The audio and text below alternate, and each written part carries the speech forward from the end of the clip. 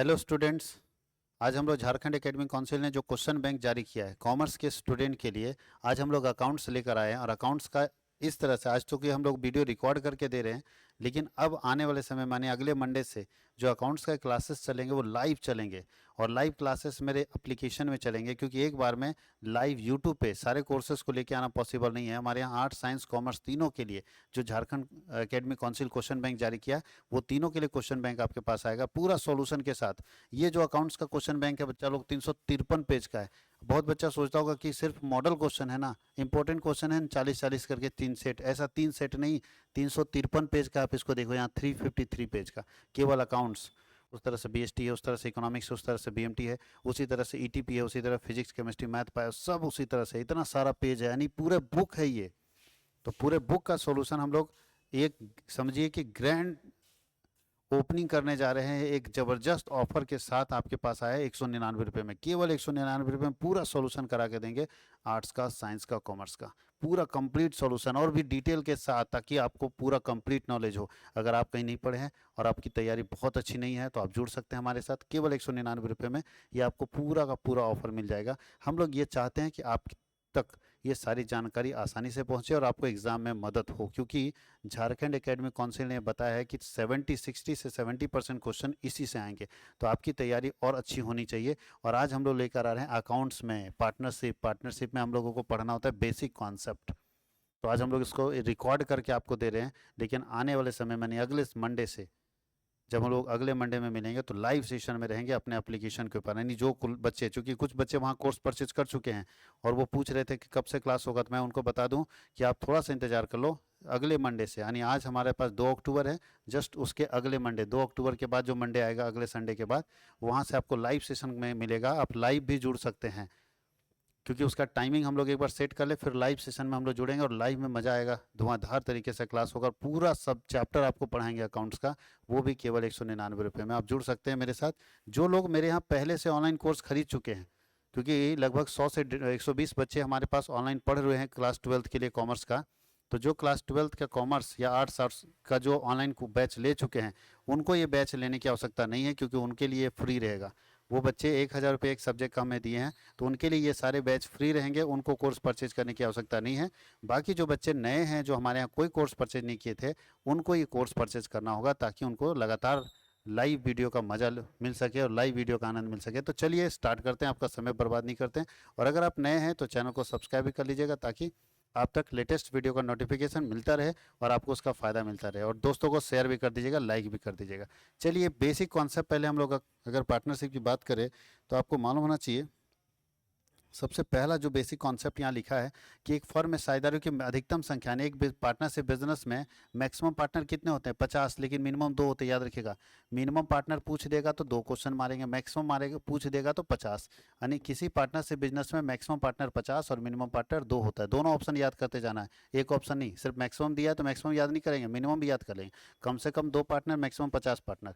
बोलता है साझेदार की पूंजी पर ब्याज क्या होता है? साझेदार को अगर जो पूंजी लगाता है, पार्टनर अपने बिजनेस में जो पूंजी लगाता है उस पर जो खर्च करते हैं वो क्या होता है? साझेदार की पूंजी पर ब्याज क्या कहता है? साझेदारों की पूंजी पर ब्याज क्या कहलाता है? विनियोग कहलाता है। उसको व्यय नहीं मानते, उसको बोलते हैं एप्रोप्रिएशन। क्या बोलते हैं? इंग्लिश में बोलते हैं एप्रोप्रिएशन होता है। इंटरेस्ट ऑन पार्टनर्स, अगर कैपिटल निकालेंगे तो एप्रोप्रिएशन ऑफ प्रॉफिट होगा, नॉट एक्सपेंसेज। याद रखना है कि अगर इंटरेस्ट ऑन पार्टनर्स यानी साझेदार की पूंजी पर जो ब्याज मिलता है उसको एप्रोप्रिएशन बोलते हैं। देखिए यहाँ इंग्लिश में लिखा हुआ है। थर्ड नंबर क्वेश्चन बोलता है कि साझेदार का फर्म से संबंध होता है। एक पार्टनर अपने बिजनेस से क्या संबंध रखता है? पहला ऑनर होता है, जी हाँ ऑनर तो होता है। ऑनर और एजेंट दोनों होता है। एजेंट होता है, मैनेजर तो होता नहीं है। एक पार्टनर अपने बिजनेस के लिए मालिक भी होता है और एजेंट भी होता है। एक पार्टनर अपने बिजनेस के लिए मालिक भी होता है, ये भी सही है और ये भी सही है कि, लेकिन एक ऑनर केवल नहीं होता है और केवल एजेंट नहीं होता है। एक पार्टनर अपने बिजनेस के लिए ऑनर और एजेंट दोनों होता है, यानी स्वामी और एजेंट दोनों होता है, याद रखिएगा। तो 3 का हम लोग देख रहे हैं, तो बी। साझेदारी स्थापित करने के लिए कम से कम कितने व्यक्ति की आवश्यकता होनी चाहिए? अभी हम बता चुके आपको। एक क्लियर करेंगे, दूसरा हो जाएगा। कम से कम कितने व्यक्ति चाहिए? 2 व्यक्ति चाहिए। मैक्सिमम कितने चाहिए? 50 चाहिए, याद रखना।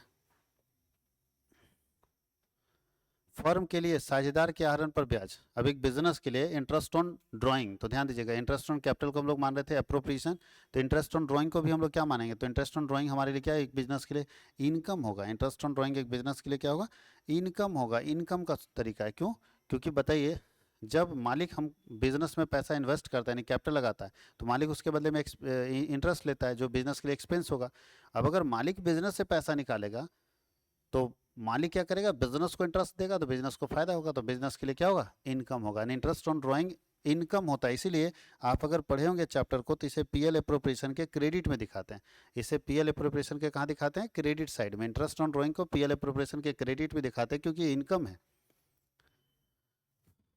अब आगे बढ़ा है, साझेदारी अधिनियम किस साल पास हुआ, 1932 में। सारे लोग जानते हैं पार्टनरशिप एक्ट कब पास हुआ है, 1932 में। किधर है 1932, कहाँ हो तुम भाई, यहाँ है, देखिए 1932। तो इसका ऑप्शन कौन सा सही होगा, ए ऑप्शन सही होगा। In which year was the partnership act pass, तो 1932। साझेदारी संलय के अभाव में क्या नियम लगेगा, तो अगर पार्टनरशिप डीड नहीं बनाया ना, तो नियम ये कहता है वेतन दिया जाएगा, नो, वेतन नहीं दिया जाएगा, बिल्कुल सही है, वेतन नहीं दिया जाएगा। वेतन फर्म में काम करने वाले साझेदार को दिया जाएगा, नहीं, इनमें से कोई नहीं, तो यही सही है, वेतन नहीं दिया जाएगा। यानी पार्टनरशिप डीड अगर नहीं बनेगा तो किसी पार्टनर को सैलरी नहीं मिलेगा। पार्टनरशिप डीड नहीं बनेगा तो किसी पार्टनर को सैलरी नहीं मिलेगा। आगे क्या लिखा है कि साझेदार की पूंजी अगर अस्थायी होती है, यानी फिक्स कैपिटल के केस में, आपको मालूम होना चाहिए कैपिटल दो तरह का होता है, फिक्स कैपिटल और फ्लक्चुएटिंग कैपिटल।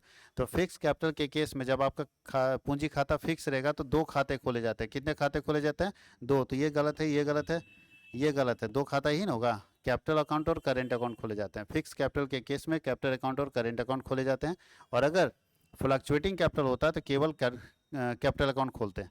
फ्लक्चुएटिंग कैपिटल में केवल कैपिटल अकाउंट, फिर से याद रखिएगा, जब परिवर्तनशील पूंजी रहेगी तो केवल पूंजी खाता, और जब पूंजी स्थायी रहेगी तो दोनों खाता, पूंजी और चालू खाता। याद रखना कि फिक्स कैपिटल के केस में कैपिटल अकाउंट करेंट अकाउंट दोनों बनेगा, और फ्लक्चुएटिंग कैपिटल के केस में केवल कैपिटल अकाउंट बनेगा। बोलता है एक साझेदारी फर्म के लाभ हानि समायोजन खाते में निम्न में से कौन सी मद लिखी जाती है, इसमें से कौन सा आइटम है जिसे पीएल एप्रोप्रिएशन में लिखा जाता है। इसका इंग्लिश पढ़िएगा, जल्दी समझ में आ जाएगा। इसमें से कौन सा आइटम है जिसे पीएल एप्रोप्रिएशन में लिखा जाता है, तो अगर आपको फॉर्मेट पता है तभी ना बना पाओगे। तो पीएल एप्रोप्रिएशन में तीन ही आइटम डेबिट साइड लिखा जाता है और एक आइटम क्रेडिट साइड लिखा जाता है। पहला डेबिट साइड में interest on capital, salary of partner, transfer to reserve, all of this. तो इसका मतलब सब लिखा जाता है, तीनों का तीनों डेबिट साइड लिखा जाता है। यहाँ डेबिट साइड भी नहीं पूछा, यहाँ पूछ रहा है लिखा और इसमें एक आइटम जाता है इंटरेस्ट ऑन ड्राइंग। चार आइटम पीएल एप्रोप्रिएशन में लिखा जाता है, याद कीजिए। डेबिट साइड में तीन item, interest on capital, salary and commission of partner और transfer to reserve. Credit side में एक आइटम, इंटरेस्ट ऑन ड्राइंग। तो चार ही आइटम है जो लिखा जाता है। फिर से रिपीट कर रहे हैं, interest on drawing, interest on capital, salary and commission of partner and transfer to reserve. चार आइटम है जो पीएल एप्रोप्रिएशन में लिखा जाता है और तीन यहाँ दिया है, इसलिए ऑप्शन डी सही है। इसको बोलते हैं ऑल ऑफ दीज। क्या बोलते हैं, ऑल ऑफ दीज। आगे क्या लिखा है पढ़िए। बोलता है साझेदार के आहरण पर ब्याज के लिए डेबिट किया जाता है। अब ध्यान दीजिए, ठीक से समझना है, कंफ्यूज हो जाएगा भैया। Interest on partners drawing is debited to. अगर इंटरेस्ट ऑन पार्टनर्स ड्राइंग है, पार्टनर के ड्राइंग के ऊपर इंटरेस्ट लग रहा है, तो इसको कहाँ डेबिट करते हैं, थोड़ा अच्छे से ध्यान दीजिएगा, कहाँ पे डेबिट करते हैं इसको बताइए आप लोग। अगर पीएल एप्रोप्रिएशन की बात करें तो इसको पीएल एप्रोप्रिएशन में क्रेडिट में लिखते हैं। इंटरेस्ट ऑन पार्टनर्स ड्राइंग यानी इंटरेस्ट ऑन ड्राइंग को पीएल एप्रोप्रिएशन में क्रेडिट साइड लिखते हैं। तो बोल रहा है डेबिट कहाँ करते हैं, तो इसका मतलब पीएल एप्रोप्रिएशन अगर ऑप्शन में होगा तो हटा दीजिए। पीएल एप्रोप्रिएशन हट गया, पीएल अकाउंट में जाता ही नहीं, ड्राइंग अकाउंट बनता ही नहीं, कहाँ पे डेबिट करेंगे, पार्टनर्स कैपिटल अकाउंट। याद कीजिए, जब पार्टनर्स कैपिटल बना रहे थे तो डेबिट साइड में लिखते थे to drawing to interest on drawing. इसका मतलब है कि इंटरेस्ट ऑन ड्राइंग को पार्टनर्स कैपिटल अकाउंट में हम डेबिट करते हैं। इंटरेस्ट ऑन ड्राइंग को पार्टनर्स कैपिटल अकाउंट में हम डेबिट करते हैं। इंटरेस्ट ऑन ड्राइंग को पार्टनर्स कैपिटल अकाउंट में हम डेबिट करते हैं और इंटरेस्ट ऑन ड्राइंग को पीएल एप्रोप्रिएशन में क्रेडिट करते हैं। सारे बच्चों को एक बार में याद हो जाना चाहिए, रिपीट करते जाना है। इंटरेस्ट ऑन ड्राइंग को पीएल एप्रोप्रिएशन में क्रेडिट करेंगे और पार्टनर्स कैपिटल में डेबिट करेंगे। आगे लिखा है साझेदारों का दायित्व तो क्या होता है, तो भाई पार्टनर का लायबिलिटी क्या होता है, अनलिमिटेड होता है। अनलिमिटेड मतलब जब तक नुकसान तब तक घर से देना पड़ेगा, जब तक नुकसान तब तक घर से देना पड़ेगा, असीमित होता है, अनलिमिटेड होता है। तो साझेदारों का दायित्व तो क्या होता है, अनलिमिटेड होता है। Liability of a partner is unlimited, B number option सही होगा। अच्छा, प्रिपरेशन ऑफ पार्टनरशिप, पार्टनरशिप बनाना या पार्टनरशिप डिड बनाना क्या कंपलसरी है, वॉलेंट्री है, पार्टली कंपलसरी है, नन ऑफ दिस। तो पार्टनरशिप डीड बनाना वॉलेंट्री है, आप चाहे तो बना भी सकते हैं और चाहे तो नहीं भी बना सकता। नहीं बनाओगे भैया तो माथा फूटेगा तुम्हारा।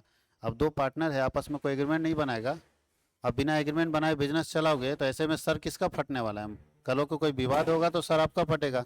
तो याद रखना कि पार्टनरशिप डीड जो बनता है वो क्या होता है, वॉलेंट्री होता है। मन करता है बनाइए, नहीं मन करता है मत बनाइए। आगे बोलता है साझेदारी समझौता हो सकता है। पार्टनरशिप डीड आप कैसे बना सकते हैं, मौखिक बना सकते हैं, लिखित बना सकते हैं, या दोनों बना सकते हैं। तो याद रखिएगा या इनमें से सभी। तो पार्टनरशिप डीड आप सारा हो सकता है, मौखिक भी बना सकते हैं, लिखित भी बना सकते हैं, दोनों बना सकते हैं, इनमें से सभी ऑप्शन सही होगा। तो इसका डी ऑप्शन बिल्कुल सही है। ये हम लोगों के पास 13 क्वेश्चन मल्टीपल चॉइस क्वेश्चन था जो चैप्टर 2 से था, जिसको पार्टनरशिप का बेसिक चैप्टर बोलते हैं, फंडामेंटल ऑफ पार्टनरशिप बोलते हैं। अब हम लोग चल रहे हैं शॉर्ट आंसर टाइप क्वेश्चन में क्या क्या पूछेगा। देखिए हिंदी और इंग्लिश दोनों लिखा हुआ है, आप इस पीडीएफ से आराम से पढ़ सकते हैं, बट कोई समझाने वाला मिल जाए ना तो ये और आसान हो जाएगा। अगर कोई व्यक्ति समझा दे तो ये समझिए और आसान आपके लिए हो जाएगा। तो चलिए हम थोड़ा आसान बनाते हैं आपके लिए और मज़ेदार भी बनाते हैं। पढ़ाई तो इंटरेस्टेड बनाना पड़ेगा। चलिए फर्स्ट है, what is partnership deed. Partnership deed क्या है, इसका डेफिनेशन दीजिए। तो सर याद रखना है कि पार्टनरशिप डीड वह डॉक्यूमेंट्स है जिसमें साझेदारी से संबंधित सभी शर्तों को लिखा जाता है। पार्टनरशिप डीड एक ऐसा डॉक्यूमेंट्स है, एक ऐसा पेपर है जिसमें पार्टनरशिप से रिलेटेड सारे आइटम्स को लिखा जाता है, सारे टर्म्स एंड कंडीशंस को जिस पेपर में लिखा जाता है उस पेपर को पार्टनरशिप डीड बोलते हैं। पार्टनरशिप एग्रीमेंट, ये एग्रीमेंट पेपर है जहाँ पे सारे पार्टनरशिप के टर्म्स एंड कंडीशंस लिखे होते हैं। यानी ऐसा पेपर, ऐसा डॉक्यूमेंट्स जिसमें पार्टनरशिप साझेदारी से संबंधित सभी शर्तों का उल्लेख होता है, उस डॉक्यूमेंट्स को हम लोग बोलते हैं पार्टनरशिप डीड। याद रखना पार्टनरशिप डीड बनाना ऑप्शनल है, आप चाहे तो बना भी सकते हो, नहीं चाहे तो नहीं भी बना सकते हैं। आगे लिखा है एक साझेदारी समझौता लिखित में क्यों होना चाहिए। ये तो सब जानते हैं। बताओ, दो पार्टनर बिजनेस स्टार्ट किया, अगर एग्रीमेंट लिखा के नहीं रखेगा तो क्या होगा, आने वाले समय में तो माथा फाड़ देगा ना एक दूसरे का, क्योंकि बोला हुआ बात पर किसका भरोसा, कल बदल जाए। और कल बदलेगा तो दोनों पार्टनर लड़ जाएगा तो पता चले इसका माथा फाड़ दिया, उसका सब है ना सर फाड़ दिया, दोनों कोर्ट में चला जाएगा। इसलिए बोला जाता है कि नहीं, फ्यूचर में किसी तरह की परेशानी से बचने के लिए आप अपना एग्रीमेंट लिखवा लो। तो बोलता है कि अगर कोई पार्टनर से बिजनेस में फ्यूचर में किसी तरह के प्रॉब्लम से बचना चाहता है, तो गलतफहमी से बचना चाहता है, भविष्य में किसी तरह की परेशानी ना हो, इसके लिए वो एग्रीमेंट क्या करता है, लिखवा लेता है, एग्रीमेंट राइटिंग में रखवाता है। तो इसलिए पार्टनरशिप डीड लिखना जरूरी है।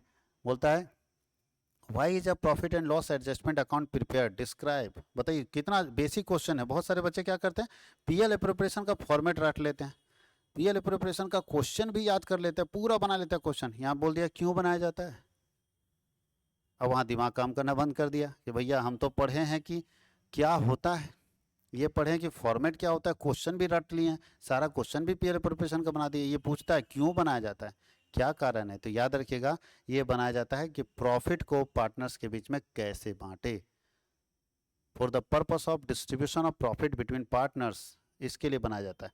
साझेदारों के बीच में लाभ का विभाजन करने के लिए कौन खाता बनाया जाता है, profit and loss adjustments account या एप्रोप्रिएशन। इसको हम लोग प्रॉफिट एंड लॉस एडजस्टमेंट बोलते हैं या प्रॉफिट एंड लॉस एप्रोप्रिएशन भी बोलते हैं। प्रॉफिट एंड लॉस एप्रोप्रिएशन बोलते हैं कि पार्टनर से रिलेटेड ट्रांजेक्शन्स को हम किस खाते में लिखेंगे, कहाँ पे सारे खर्चे को घटाएंगे, और वहाँ से जो इनकम आएगा उसको पार्टनर्स के बीच में कैसे डिस्ट्रीब्यूट करेंगे, उसके लिए एक अकाउंट बनाते हैं जिसका नाम है profit and loss adjustments account. इसमें हम लोग क्या क्या आइटम से लेके जाते हैं, इसमें हम लोग लेके जाते हैं interest on capital, interest on drawing, salary, commission, ये सब इसमें लेके जाते हैं। आगे लिखा है चौथे में, mention two situation in which the fix capital of a partners में चेंज। ऐसा दो कंडीशन बताइए जब पार्टनर का फिक्स कैपिटल क्या होगा, चेंज हो जाएगा। फिक्स कैपिटल कब चेंज हो सकता है बताइए। तो बोलता है व्हेन द न्यू कैपिटल में बी चार्ज या changed by the first partner with the consent of other partners. जब एक पार्टनर अपना कैपिटल चेंज करेगा बाकी पार्टनर की सहमति से तो चेंज हो जाएगा। और secondly when a part of capital is withdrawn bye a partner, अगर कोई पार्टनर सारे पार्टनर की सहमति से कुछ पैसा निकाल लेता है तो भी चेंज हो जाएगा। तो चेंज होने का दो है, या तो कोई पार्टनर सारे पार्टनर की सहमति से पूंजी लगाए या कोई पार्टनर सारे पार्टनर की सहमति से पूंजी निकाले। अब देखो, प्रत्येक तिमाही के पहले दिन, प्रत्येक तिमाही 3-3 महीने में पहले दिन एक निश्चित राशि का आहरण होता है, तो इसके लिए आहरण पर ब्याज की परिकलन हेतु क्या अवधि मानी जाएगी। अगर आप इंटरेस्ट ऑन ड्राइंग निकाल रहे हैं और वो क्वार्टरली निकाल रहे हैं तो ऐसे केस में जो है कितना पीरियड माना जाएगा, कुल धन पर कितना पीरियड जो है माना जाएगा। तो प्रत्येक तिमाही के अगर शुरुआत में निकालते हैं तो ऐसी स्थिति में तिमाही में क्या होता था, याद कीजिए आप लोग, अगर तिमाही में निकालते थे तो क्या होता था, इंटरेस्ट ऑन ड्राइंग बराबर IOD बराबर क्या होता था, ड्राइंग इंटू 4 होता था, इंटू रेट बाई 100, इंटू चूँकि प्रत्येक तिमाही के पहले दिन निकाला जा रहा था, यहाँ होता था 15/2, याद कीजिएगा। इंटू 1/12, तो आपको पूछ रहा है कितने दिन का, तो कितना दिन, 15/2 मतलब 7.5, या प्रतिशत नहीं होना चाहिए, 7.5। तो याद रखिएगा कितने दिन का निकलेगा, 15/2 मतलब 7.5, तो 7.5 दिन का निकलेगा। तो बोलता है कि कितनी अवधि, क्या अवधि होगी, तो 7.5 महीने का निकलेगा। ये साल का निकलना है, लेकिन 7.5 महीने का हम निकालेंगे। ये होता है इंटरेस्ट ऑन ड्राइंग निकालने का तरीका। अच्छा, आगे लिखा है साझेदारी संलेख की अनुपस्थिति में निम्नलिखित में से संबंधित नियमों को बताइए। अगर पार्टनरशिप डीड नहीं बनेगा तो इसके संबंध में क्या नियम होगा। सबसे पहले देखिए, ध्यान दीजिएगा, सबसे पहले बोलता है sharing of profit and loss. अगर पार्टनरशिप डीड नहीं बनेगा तो प्रॉफिट लॉस इक्वल बटेगा। अगर पार्टनरशिप डीड नहीं बनेगा तो प्रॉफिट लॉस इक्वल बटेगा। इंटरेस्ट ऑन पार्टनर्स कैपिटल नहीं मिलेगा, इंटरेस्ट ऑन पार्टनर्स ड्राइंग नहीं मिलेगा, इंटरेस्ट ऑन पार्टनर्स लोन मिलेगा 6%, और सैलरी ऑफ पार्टनर नहीं मिलेगा। ध्यान दीजिएगा, इसमें ये सिर्फ इंटरेस्ट ऑन पार्टनर्स लोन जो है 6% और प्रॉफिट एंड लॉस इक्वल, बाकी कुछ भी नहीं। देखो सब में नो नो नो लिखा हुआ, 3 में नो है, क्योंकि ये तीनों नहीं मिलेगा, सिर्फ ये दोनों मिलेगा। इसमें इक्वल बटेगा, इसमें इंटरेस्ट ऑन लोन मिलेगा 6% पर एनम के हिसाब से, जो कि यहाँ लिखा हुआ है। अगर एग्रीमेंट नहीं बना तो, एग्रीमेंट बनेगा तो जो एग्रीमेंट में बात तय होगी वो आपको मिलेगा। उसके नीचे क्या लिखा है, साझेदारों के अस्थायी पूंजी खाता और चालू खाता में क्या अंतर है। फिक्स कैपिटल जब हम बनाते हैं तो बोलता है कि कैपिटल अकाउंट और करेंट अकाउंट में क्या अंतर है। तो याद रखिएगा, कैपिटल अकाउंट में केवल पार्टनर से रिलेटेड, पार्टनर का कैपिटल से रिलेटेड आइटम को लिखते हैं। कैपिटल अकाउंट में पार्टनर के कैपिटल से रिलेटेड आइटम को लिखते हैं, जबकि करेंट अकाउंट में वैसे आइटम को लिखते हैं जिससे मेरा कैपिटल या तो बढ़ जाता है या तो घट जाता है, जो कि यहाँ लिखा है। एक करके सब में लिख दिया। बोलता है फिर यह देखो, why is a profit and loss planning account prepared. ये गलत लिखा है, profit and loss appropriation account क्यों बनता है। तो अभी तो बता चुके हैं कि profit and loss appropriation account बनता है पार्टनर्स के बीच में प्रॉफिट को बांटने के लिए। प्रॉफिट एंड लॉस अकाउंट बनता है पार्टनर्स के बीच में प्रॉफिट को बांटने के लिए, याद रखिएगा। आगे लिखा है, what do you understand about fix capital and fluctuating capital. Fix capital का मतलब क्या होता है कि ऐसा पूंजी जो सालों भर फिक्स रहता है, जिसमें कोई बदलाव नहीं आता है। और फ्लक्चुएटिंग कैपिटल ऐसा कैपिटल है जो बदलता रहता है, समय के हिसाब से, साल में कभी बढ़ जाएगा कभी घट जाएगा। तो बोलता है समय के हिसाब से जिस कैपिटल में चेंज होता रहता है, परिवर्तन आता रहता है, उसको बोलते हैं फ्लक्चुएटिंग कैपिटल। और जो कैपिटल सालों भर फिक्स रहेगा, सालों भर स्थिर रहेगा, उसमें कोई परिवर्तन नहीं आएगा, उसको बोलते हैं फिक्स कैपिटल। फिक्स कैपिटल सालों भर फिक्स रहता है, उस पर इंटरेस्ट निकालना आसान है। और फ्लक्चुएटिंग कैपिटल हमेशा बदलता करता, बढ़ता घटता रहता है, कभी बढ़ा कभी घटा, कभी बढ़ा कभी घटा। तो ये कैपिटल दोनों है, इसमें आपको सारा कैलकुलेशन टफ पड़ेगा, इसमें सारा कैलकुलेशन क्या होगा, आसान होगा। लेकिन इसके केस में 2 खाता बनेगा, करेंट अकाउंट और कैपिटल अकाउंट, और इसके केस में केवल एक खाता बनेगा, पार्टनर्स कैपिटल अकाउंट। ये हम लोग शॉर्ट क्वेश्चन देख लिया। अब लॉन्ग आंसर टाइप क्वेश्चन में देख रहे हैं। एक बात गौर कीजिएगा, सारा का सारा थ्योरी दे दिया है, बट न्यूमेरिकल भी आप लोगों को पूछेगा, न्यूमेरिकल तो पढ़ना ही होगा। लॉन्ग आंसर टाइप क्वेश्चन में दिया साझेदारी क्या है और इसकी विशेषता बताइए। साझेदारी क्या है, दो से अधिक लोग अगर मिलकर किसी बिजनेस, ऐसे बिजनेस को चलाते हैं जिसके लाभ को आपस में बांटने के लिए तैयार हुए हैं, वैसे लीगल बिजनेस को पार्टनरशिप बोलते हैं। और भारत में पार्टनरशिप चलाने के लिए पार्टनर साझेदारी अधिनियम 1932 पास हुआ है। इसकी विशेषता है कि इसमें कम से कम 2 या मैक्सिमम 50 पार्टनर हो सकते हैं। एक बिजनेस, लीगल बिजनेस होना चाहिए, एक एग्रीमेंट होना चाहिए, लाभ का विभाजन इनका उद्देश्य होना चाहिए, और संचालन सारे पार्टनर करेंगे तो सारे में से कोई एक मिलकर करेगा। साझेदारी का अस्तित्व तब तक है जब तक उसके सदस्य जिंदा हैं, और इसका दायित्व असीमित होता है, अनलिमिटेड होता है, जो कि यहाँ पे लिखा हुआ है। ये तो पीडीएफ सब लोगों के पास है, अगर नहीं है तो मेरे एप्लीकेशन में फ्री में स्टडी मटेरियल में डाला हुआ, वहाँ से आप डाउनलोड कर सकते हैं। आगे लिखा है, भारतीय साझेदारी अधिनियम 1932 के प्रमुख प्रावधानों की वर्णन करें। तो फिर वही है कि पार्टनरशिप डीड में 1932 में क्या क्या प्रावधान लिखा गया है। तो अगर पार्टनरशिप डीड 1932 है, in case of absence of partnership deed, यानी पार्टनरशिप डीड अगर नहीं रहेगा तो साझेदारी अधिनियम 1932 क्या कहता है। तो भैया अभी तो बताया कुछ नहीं मिलेगा। देखिए, प्रॉफिट एंड लॉस इक्वल बटेगा, no salary, no commission, no remuneration of worker, no interest on interest will be charge on drawings and capitals, कुछ नहीं। बोलता है every partner shall have the right to participate in the business and management of the firm. Every partner shall have the right to see, examine the copy of accounting records, पूरा यहाँ लिखा हुआ देख लीजिए। अगर पार्टनरशिप डीड नहीं बनेगा तो नियम ये सारे लगेंगे जो हम लोग पीछे देख भी चुके हैं।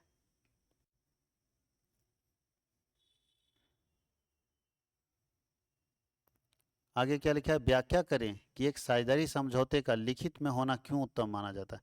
बताइए कि क्यों जरूरी है कि पार्टनरशिप डीड लिखित होना चाहिए, और पार्टनरशिप डीड में क्या क्या बातें लिखी जाती थी। कि कितना कितना घुमा के क्वेश्चन पूछा है कि साझेदारी समझौता लिखित होना चाहिए, क्या इसका कारण है, क्यों आप बोलेंगे कि पार्टनरशिप डीड जो है रिटेन होना चाहिए, लिखित होना चाहिए, इसके क्या क्या कारण हो सकते हैं?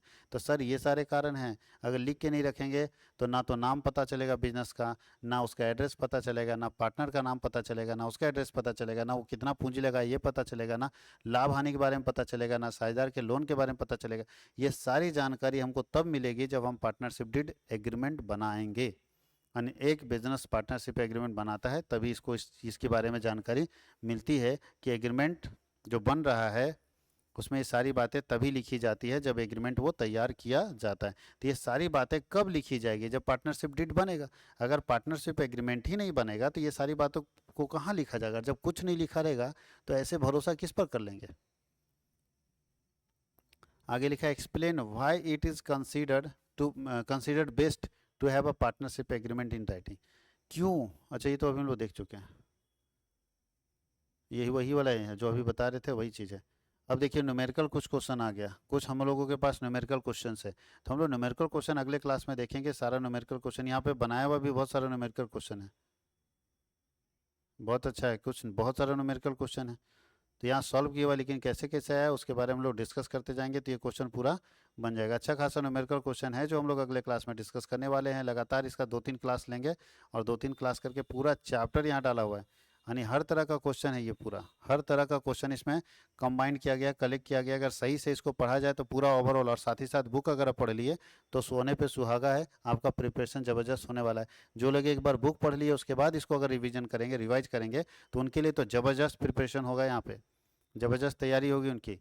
और जो लोग पहली बार अगर इससे टकरा रहे हैं तो थोड़ा मेहनत करेंगे तो उनका भी प्रिपरेशन अच्छा हो सकता है, बहुत बेहतर हो सकता है। तो चलिए हम लोग मिलते हैं अगले क्लास में और पूरा का पूरा न्यूमेरिकल सॉल्व करेंगे। आज हम लोग थ्योरेटिकल एस्पेक्ट को देख चुके हैं, फिर हम लोग अगले क्लास में न्यूमेरिकल एस्पेक्ट को देखेंगे। जल्द ही आपके पास दोबारा वीडियो लेकर आ रहे हैं। Thank you.